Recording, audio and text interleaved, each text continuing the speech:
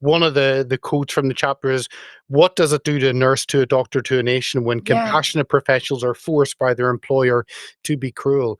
And that is a question that is still I reverberating through the US and worldwide. Peter, I'm so glad you pulled out that.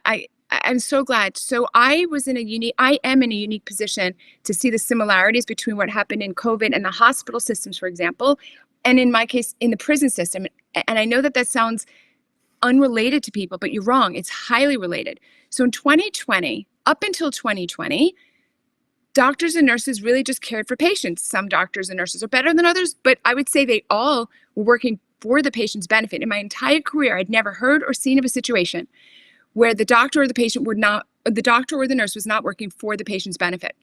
In 2020, the hospital CEOs were coming up with policies that were bad for the patients. They were saying that the staff had to be all covered up, so the patient is already scared, and then they're seeing the staff all covered up like an astronaut. They were saying that family members couldn't come in. I mean, it was lunacy from start to finish. They were saying that you had to give drugs that were lethal, remdesivir, and not give drugs that are safe and effective, like ivermectin. So I labeled this casual cruelty because we started instituting um, a world in the hospitals where people were being told they had to be cruel, and they were being told this by their employers, and they either had to keep their paycheck or be cruel. I mean, they had to keep their paycheck, they had to be cruel, or then they had to quit. Like, those are the only options available to people. Most people are not going to quit their job or their career. They just got too many pressing financial issues, right? So slowly, slowly, slowly, the nurses were taught to be cruel. That's it. The nurses were taught to be cruel. And I liken this to the prison system because look at our federal prison system. We have more people per capita in prison than any other nation. And I am telling you, as an insider, that we have taught everyone in the prison bureaucracy to be very cruel. Now, in your mind, you may think if you're in prison, you deserve to be in prison. First of all, not everyone in prison is that guilty. When you read the book, you will understand why I say that.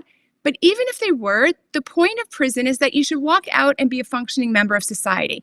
It doesn't help achieve that goal if you're only dealing with sadistic prison guards in that frame. So I'm cautioning everyone that if we allow this casual cruelty to permeate, we allowed it in the prison system. We didn't care because those are, quote, prisoners and criminals.